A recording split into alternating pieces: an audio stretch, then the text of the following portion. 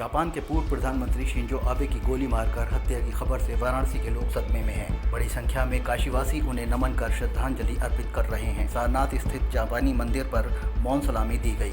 PM Modi और Japan के पूर्व प्रधानमंत्री शिंजो आबे की दोस्ती जग जाहिर है। प्रधानमंत्री रहते हुए जब शिंजो आबे भारत आए थे तो पीएम मोदी उन्हें 12 दिसंबर 2015 को वाराणसी दर्शन के लिए लेकर आए। दोनों प्रधानमंत्रियों ने दशवामेघ घाट पर गंगा जल हाथ में लेकर विश्व की मंगल कामना का संकल्प लिया था।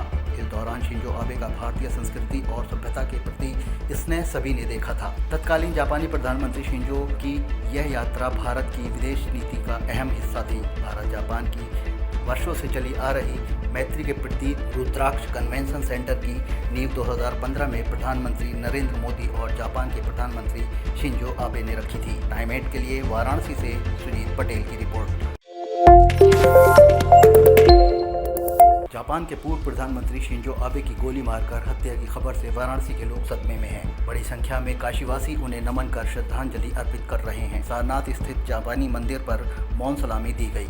पीएम मोदी और जापान के पूर्व प्रधानमंत्री शिंजो आबे की दोस्ती जग जाहिर है। प्रधानमंत्री रहते हुए जब शिंजो आबे भारत आए थे तो पीएम मोदी उन्हें 12 दिसंबर 2015 को वाराणसी दर्शन के लिए लेकर आए। दोनों प्रधानमंत्रियों ने दशवामेघ घाट पर गंगा जल हाथ में लेकर विश्व की मंगल कामना का संकल्प लिया था।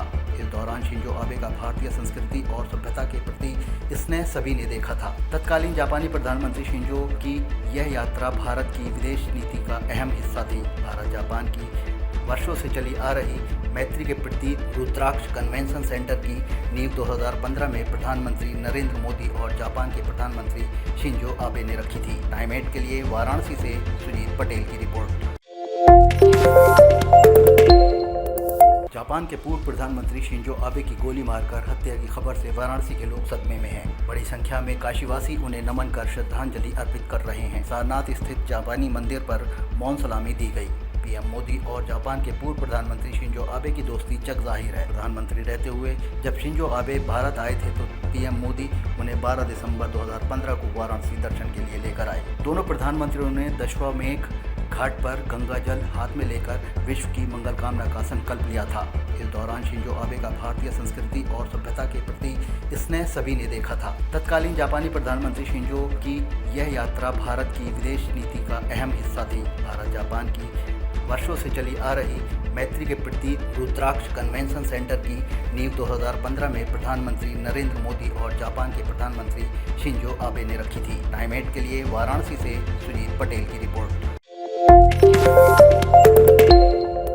जापान के पूर्व प्रधानमंत्री शिंजो आबे की गोली मारकर हत्या की खबर से वाराणसी के लोग सदमे में हैं। बड़ी संख्या में काशीवासी उन्हें नमन कर श्रद्धांजलि अर्पित कर रहे हैं। सारनाथ स्थित जापानी मंदिर पर मौन सलामी दी गई।